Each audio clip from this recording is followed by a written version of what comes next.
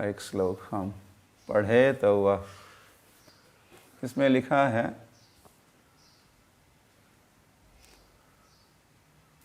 आनक दुंदुभे हे आनक दुंदुभी के 16th वर्स।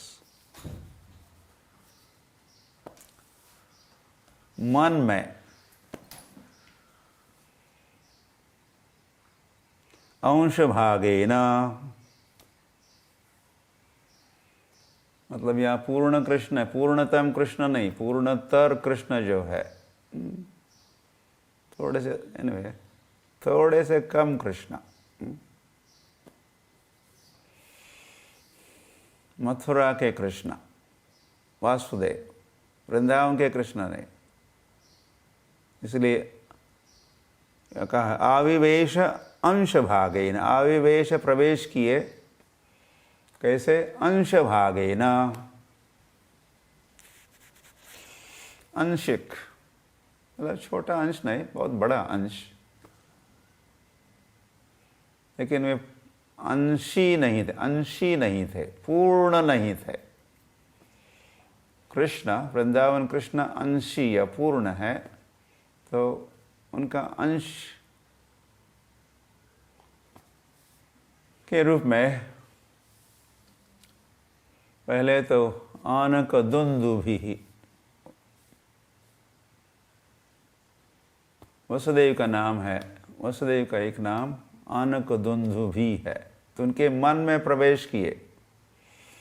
यह देखिए भगवान कैसे गर्भ में प्रवेश करने जा रहे हैं। पहले वसुदेव के मन में, वसुदेव के मन से, फिर देवकी के मन से, फिर गर्भ में प्रवेश किए।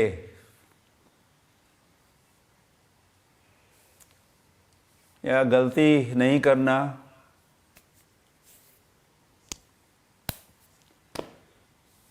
यह वसुदेव और देवकी के मिलन से और फिर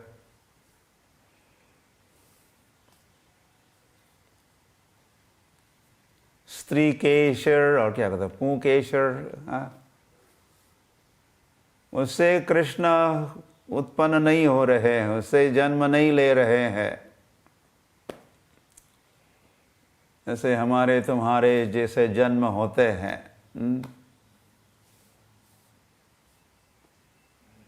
अंड और बीज और ये सब वीर्य, इसका जो उपयोग या संबंध होता है, ऐसा कुछ भी नहीं है, जीरो। ऐसे वसुदेव देवकी जन्म नहीं दे रहे हैं। कृष्ण को जन्म कौन दे सकता है? कृष्ण जन्म नहीं ले रहे हैं। कृष्ण जैसे हैं वैसे ही वे प्रकट हो रहे हैं। तो जन्म लेना मतलब एक शरीर को, ऐसी समझ है इस संसार में, जो जन्म लेते हैं अलग अलग योनियों में या मनुष्य योनियों में भी, तो मनुष्य शरीर प्राप्त होता है जीव को। आत्मा एक शरीर में प्रवेश करता है, उसको शरीर प्राप्त होता है, और वो शरीर जब फिर उसको कहते इसने जन्म लिया,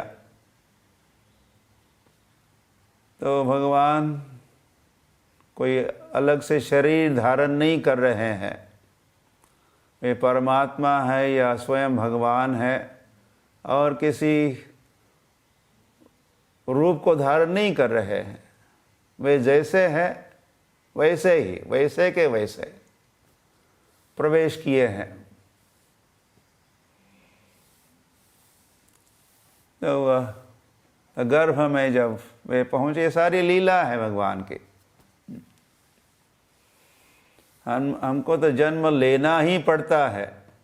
कर्मणा दैव नेत्रेण सद असद जन्म योनिषु।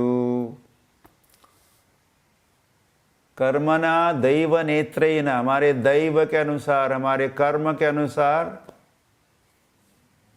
हमको जन्म लेना ही पड़ता है। सत असत योनिषु, या तो सत योनि में या असत कुछ निम्न श्रेणी की योनि में हम जन्म लेते हैं, लेकिन न माम कर्माणि लिम्पन्ति, भगवान गीता में कहे, मैं जो भी करता हूँ कार्य वो लीला होती है।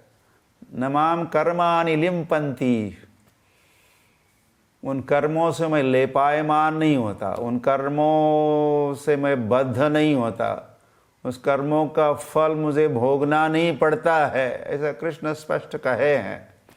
तो ऐसे कृष्ण के फिर जन्म को और लीला को भी समझना होगा।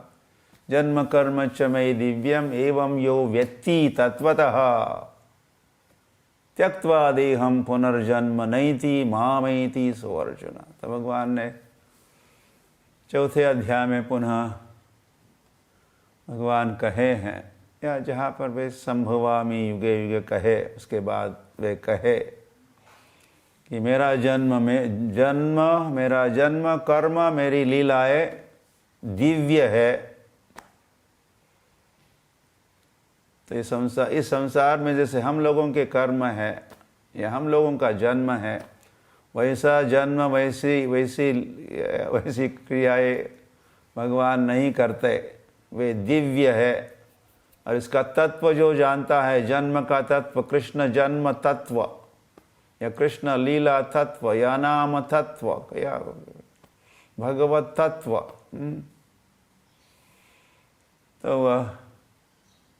तो जो तत्वतः भगवान को जानेगा, तो लीला सुन रहे हैं या जन्म की लीला सुन रहे हैं, तो इसको तत्वतः समझना होगा। तत्वतः समझने वाले का फिर क्या फायदा, क्या लाभ है? फिर त्यक्त्वा देहम पुनर्जन्म नैति, ऐसे व्यक्ति को नो मोर बर्थ, नो मोर डेथ, मामेति, वो मेरी ओर आएगा, मेरे धाम में आएगा, मामेति। तो वह हरि तो भगवान तो कहे, पुनः कहे भगवान, अवजानन्ति मां मूढ़ा मानुषीं तनुमाश्रितः। अवजानन्ति, जानते नहीं, कौन? मूढ़ा, इस संसार के जो मूढ़ है, गधे है, अनाड़ी है। अवजानन्ति मां मूढ़ा मानुषीं तनुमाश्रितम्, मानुषीं तनुमाश्रितम्, मैं भी जब प्रकट होता हूँ तो किसी तनु का आश्रय, किसी शरीर का आश्रय लेता हूँ। ये मेरा शरीर भी अन्य जीवों के, बद्ध जीवों के शरीर जैसा ही होता है, इत्यादि इत्यादि बातें। परम भाव मजानंतो मम भूत महेश्वरम, ये भी तो समझना होगा। परम भाव या परमेश्वर या उनका जन्म, उनकी लीलाएं, उनके कार्यकलाप, उनका रूप,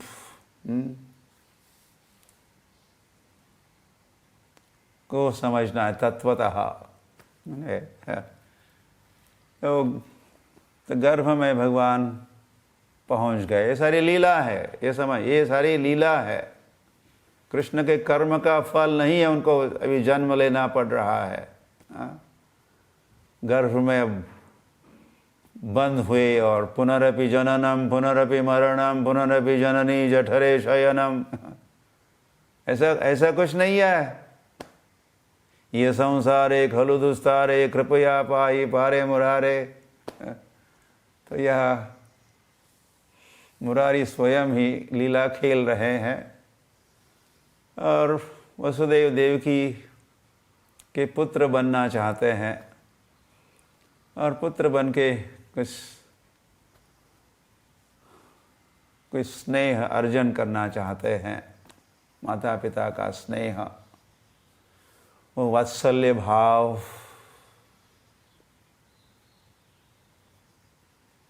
का रसास्वादन, वात्सल्य रस का आस्वादन करना चाहते हैं। और ऐसा अवसर उनको गोलोक में नहीं मिलता।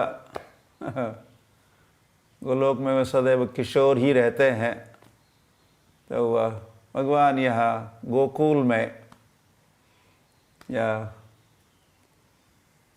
इस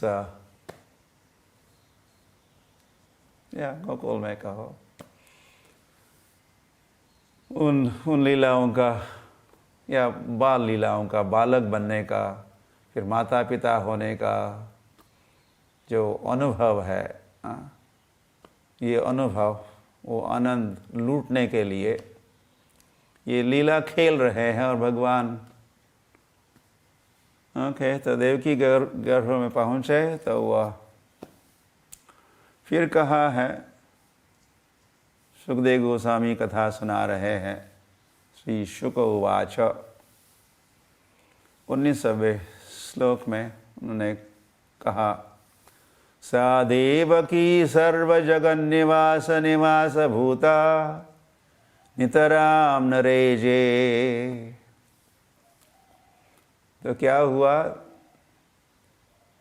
भगवान जब देवकी के गर्भ में अब पहुँचे हैं, अब विराजमान है, तो देवकी सर्व जगन निवास निवास भूता, भगवान है जगन निवास। भगवान है जगन निवास, भगवान का एक नाम है जगन निवास। उनको जगन निवास क्यों कहते? वे जगत के निवास है, सारा जगत उनमें है, सारा जगत भगवान में निवास करता है। सारे ब्रह्मांड उनमें ही, उन्हीं में ही है। आगे वो दिखाने वाले हैं, यशोदा को दिखाएंगे, आ करो। तो कृष्ण ने जब मुंह खोला तो सारा विश्व, सारा ब्रह्मांड कृष्ण में, और वो इति दृक्स्वलीलाभिर आनंद कुंडे स्वघोषम निमज्जंतम अख्यापयंतम जो है, वहाँ पर भी भगवान सारे विश्व उनमें है, ऐसा वहाँ भी उल्लेख है उस। हरि तब सर्व जगन निवास निवास भूता। तो कृष्ण जिनमें सारा जगत निवास करता है, वो जगन निवास अब निवास कर रहे हैं देवकी में।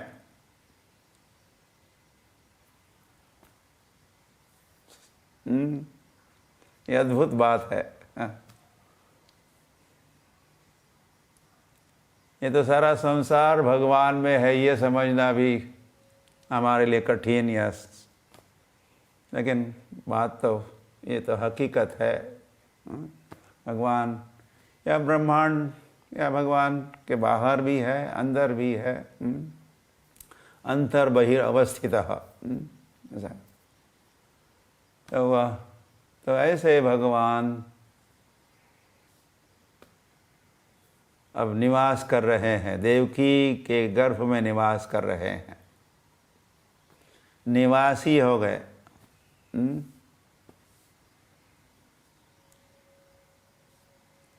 कृष्ण निवासी हो गए। निवासी कई निवास करता है, जैसा आपके घर भी आपका निवास है, आप वहाँ के निवासी हो। राम नाम ब्रह्मदेश के, जो बर्मा आप कहते हो, तो जिस घर में आप रहते हो उसका आप, तो ये मेरा निवास है, मैं और यहाँ का मैं निवासी हूँ। तो कृष्ण बन गए निवासी। और निवास कौन सा निवास?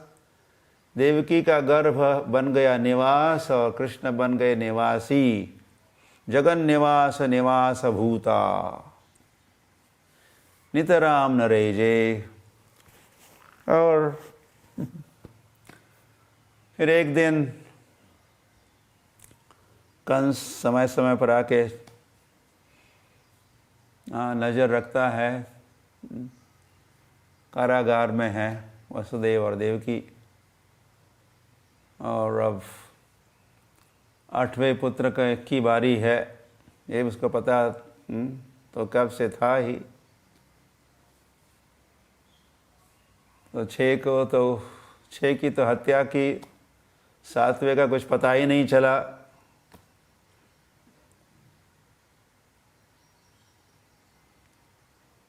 और फिर अब 8वीं बार जब देवकी गर्भवती हुई है तो वह समय समय पर आके वो ये चेक आउट, इंस्पेक्शन कर रहा है या हरी वो भयभीत भी है। अब बालक आ गया, अब जन्म ले सकता है, तब जन्म ले सकता है, जन्म लेते ही ऐसा करेगा वैसा करेगा, मेरी जान लेगा। तो ताम वेक्ष कंसः प्रभया जितांतरा विरोचयन्तीं भवनम शुचिस्मिताम। तो कंस जब उस कोष्ठ में, वहाँ पर पहुँचा जहाँ वसुदेव और देवकी को उसने बंदी बनाया था, तो उस स्थान पर जब पहुंचा, उसने प्रवेश किया तो उसने अनुभव, व्हाट हैपेंड? वो सारा वो कमरा, वो कक्ष, वो कोष्ठ जगमगा रहा था। कोटि सूर्य समप्रभा का उसने अनुभव किया। इतना प्रखर तेज, इतना प्रकाश उसने कभी जीवन भर में कहीं देखा या अनुभव किया ही नहीं था। तो ये प्रकाश के स्रोत, ये जगन निवास भूता, या कृष्णा जो देवकी के गर्भ में थे, वही तो स्रोत थे इस प्रकाश के, इस ज्योति के। तो कंस ने फर्स्ट हैंड एक्सपीरियंस रहा, तो बात कंफर्म हुई उसके लिए। मेरा हत्यारा में वध का पहुंच गया है, he's here। तो प्रभया जितांतराम, तो और अधिक भयभीत हो चुका है ये कंस। तो जब भगवान अब देवकी के गर्भ में है ही, और उनके प्राकट्य का अब समय, वो कृष्णाष्टमी भी आ चुकी है। कौन सा दिन है? वो अष्टमी का दिन है। तो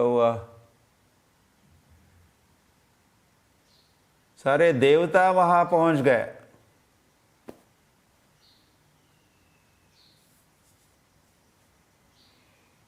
भगवान के स्वागत के लिए। There's a protocol also. स्वयं भगवान पधार रहे हैं, तो इज अ ड्यूटी देवताओं का, जो अलग अलग विभागों के प्रमुख है, हेड ऑफ डिफरेंट डिपार्टमेंट्स, तो वे मथुरा पहुँचे हैं अपने अपने यानों में विराजमान होके। और इतने सारे देवता है, 33 करोड़ देवता वहाँ पहुँच गए मथुरा मंडल में, और उनके 33 करोड़ यान या व्हीकल्स, वाहन भी है और ये सभी के सभी कृष्ण का प्राकट्य होते ही हम दर्शन करना चाहते हैं। देवः अपि यस्य रूपस्य नित्यं दर्शनकांक्षिणः। ऐसा है, ऐसा तो रूप भी तो है भगवान का। भगवान ही कहे भगवद गीता के 11वें अध्याय में, विश्वरूप दिखाने के उपरांत अर्जुन को विश्वरूप दिखाए, जिस रूप से अर्जुन को तो कोई प्रेम नहीं रहा या वैसे भयभीत ही हुए।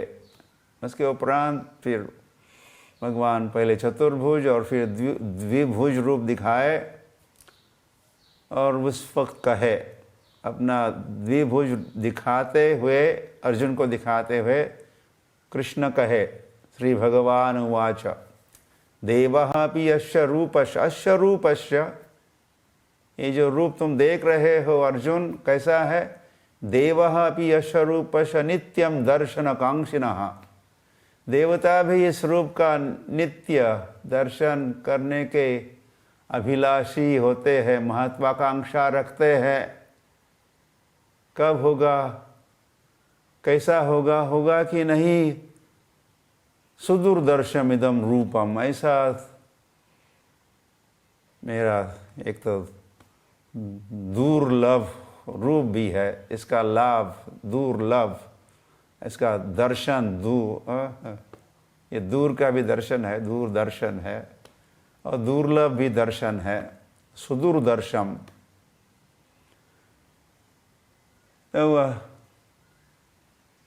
तो वे देवता जो कृष्ण के दर्शन के लिए उत्कंठित है, इसे आप समझ लीजिए। भगवान की, कृष्ण की पोजीशन देखिए, भगवान कौन है और देवता कौन है। और देवता तो यही के है, इसी ब्रह्मांड के ही है, स्वर्ग में रहते हैं, और वे सब कृष्ण के दास है, भगवान के दास है, सेवक है। वे अलग अलग विभाग संभालते हैं इस ब्रह्मांड का जो संचालन होता है। मयाध्यक्षेन प्रकृति सूयते स चराचर, भगवान जो कहे, मेरी अध्यक्षता के अनुसार ये सारा संसार का संचालन होता है। तो फिर वो संचालन स्वयं नहीं करते, वो करवाते हैं। भगवान देवताओं से अलग अलग कार्य या संचालन का कार्य करवाते हैं। तो देवता ये स्वर्ग के निवासी है, वे वैकुंठ के निवासी नहीं, गोलोक के निवासी नहीं है। ईश्वर एकला कृष्ण और सब भृत्य, बस कृष्ण ही अकेले ईश्वर है, परमेश्वर है, बाकी सब भृत्य है, इंक्लूडिंग सारे ईश्वर। देवी देवता भी कृष्ण के दास है, सेवक है। तो वह वैसा पहुँचे हैं, तो दर्शन करना चाहते हैं। जन्म होते ही, बालक जन्म लेते ही हम दर्शन करेंगे। हम पहले अहम पूर्वम अहम पूर्वम अहम पूर्वम, हम पहले दर्शन करेंगे। इसीलिए कुछ पार्किंग का इश्यू भी बन रहा है। अपना व्हीकल जहाँ वसुदेव देव की जिस स्थान पर कारागार में बद्ध है, तो वहाँ अधिक से अधिक निकटतम अपना यान पहुँचाना चाहते हैं ताकि उनको दर्शन हो। और इन्हीं देवताओं ने फिर कृष्ण के प्राकट्य के पहले कौन कौन पहुँचे? ब्रह्मा भवश्य तत्र एत्य मुनिभिर्नारदादिभिः देवैः सानुचरैः साकं गिरिभिर्वृषणम् ऐड्ययन्। तो सुखदेव गोस्वामी, उनको सब पता था कौन कौन आए थे, तो मोटे मोटे नाम भी गिन रहे हैं।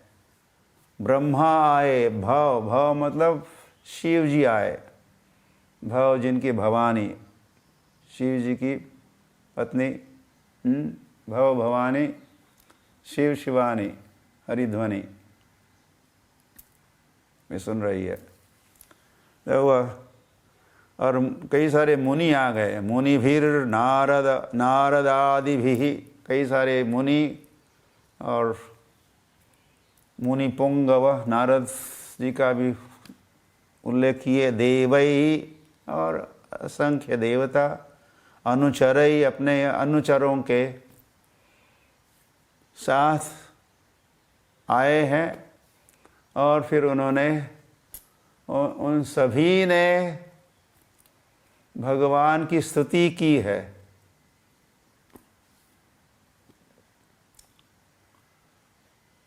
तो यहाँ भागवत में गर्भ स्तुति नाम से एक स्तुति प्रसिद्ध है। भागवत में कई प्रार्थनाएं हैं, कई स्तुतियाँ हैं। फिर कुंती महारानी की है या भीष्म पितामह की है या फिर शिव जी का गीत है या गोपी का गीत है। तो देवताओं की भी स्तुति है, तो गर्भ स्तुति कहते हैं। तो कृष्ण जब अब गर्भ में ही है तब सभी देवताओं ने मिलके भगवान की स्तुति की। तो स्तुति के कुछ या कई सारे वचन हैं, आप पढ़िएगा। 10वें स्कंद के द्वितीय अध्याय के 26 श्लोक से आगे कई सारे स्तुति के वचन हैं।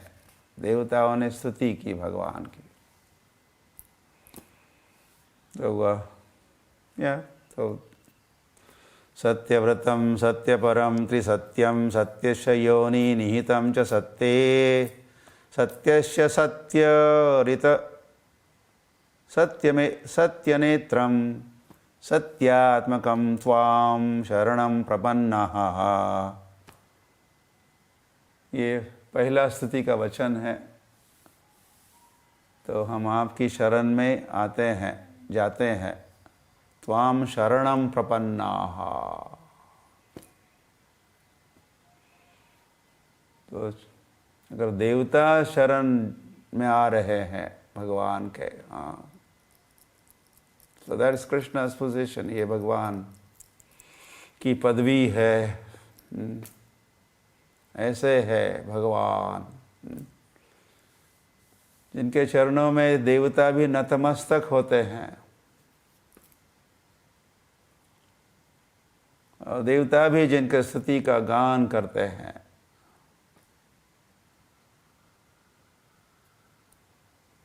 तो हमें वैसा ही करना चाहिए। देवता गण हम सभी के समक्ष आदर्श रख रहे हैं। तो भगवान सत्य है, सत्यवचनी है, सत्यव्रतम, त्रिसत्यम, त्रिकालाबादी सत्य। उनका जो वचन है वो सभी समय सत्य होता है। या भगवान भूतकाल में थे, अब है, भविष्य में भी रहेंगे सदा के लिए। सत्यस्य योनि, सत्य की योनि, सत्य के स्रोत है, source of the truth Krishna ही है, भगवान ही है। यह अलग सत्यात्मकम, मानो वे सत्य से ही बने हैं, सत्य ही बन गया और बन गए फिर भगवान। और फिर वैसे है भाई सच्चिदानंद, जब हम कहते हैं सच्चिदानंद, सत चित आनंद, सत मतलब शाश्वत। भगवान सत है, शाश्वत है, सत्य है, सब समय सच्चित, फिर पूर्ण ज्ञानवान भी है और आनंद घन भी है, सच्चिदानंद। कृष्ण कन्हैया लाल की। Okay, so we'll continue. Advaitacharya.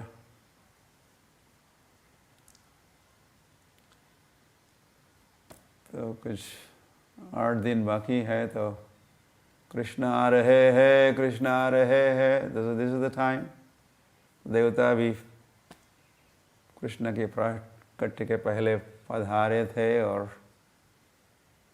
भगवान की स्तुति गान कर रहे थे। तो चलो हम भी प्रतिदिन जप टॉक के समय कुछ संस्मरण करते हैं कृष्ण का, या कृष्ण के जन्म का, कृष्ण के बाल लीलाओं का। और अभी दिन में इन कही हुई बातों को और भी या इसका मनन जारी रखो। और आप स्वयं भी भागवतम पढ़ो या सुनो, या कृष्ण बुक पढ़ने के लिए भी आपको, या दैट इज़ ऑल्सो रिकमेंडेशन। लीला पुरुषोत्तम श्री कृष्ण नामक जो ग्रंथ है श्रील प्रभुपाद का, उसको भी पढ़ सकते हो इन दिनों में। और जब तो करना है ही,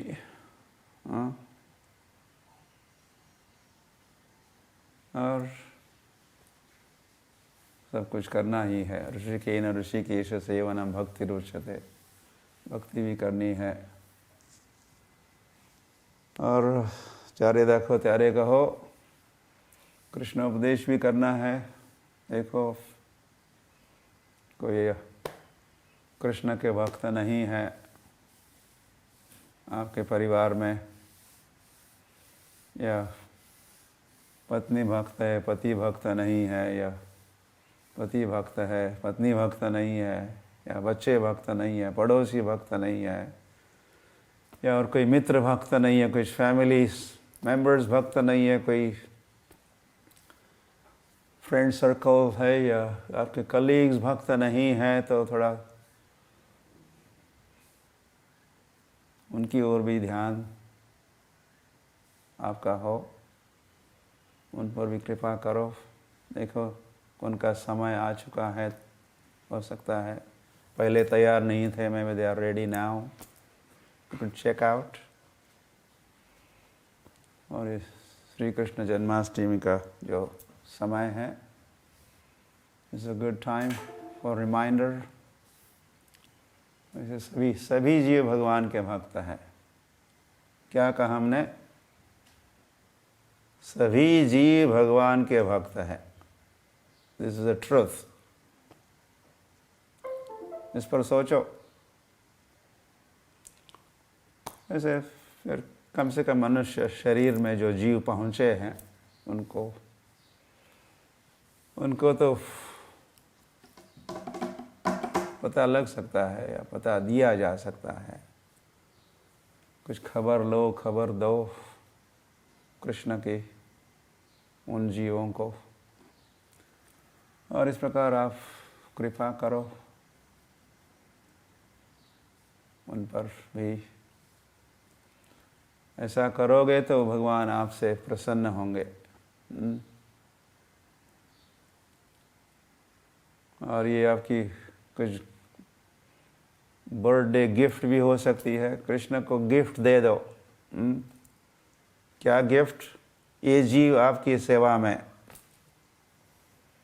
इस जीव को हमने थोड़ा कुछ मोड़ लिया आपकी तरफ।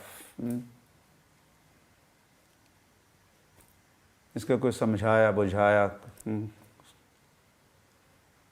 इसको प्रसाद खिलाया, या इसको कुछ कृष्ण कथा सुनाए, या इसके दिमाग में कुछ प्रकाश डाला हमने, या इसको हम कृष्ण जन्माष्टमी के उत्सव में ले गए। ऐसा जो भी प्रयास है हमारा और जीवों को भगवान की ओर मोड़ने का, उस प्रयास से भगवान प्रसन्न होते हैं।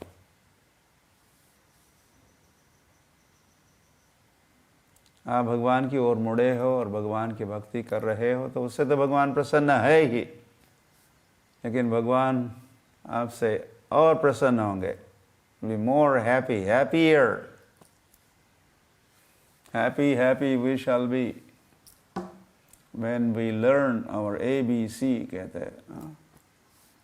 तो आप भी जब किसी को ABC सिखाओगे, पहले ABC सिखाओगे, बाद में वर्ड्स एंड देन सेंटेंसेस, बाद में कुछ एसेज, धीरे धीरे ऐसे सिखा सकते हो। तो ABC से शुरुआत होती है। तो देख लो कोई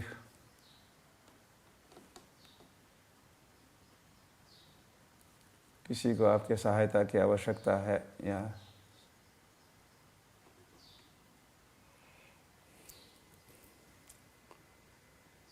गौरांग कृष्ण कन्हैया लाल की जय, प्रभुपाद की जय और प्रेमानंदे हरि हरि बोल।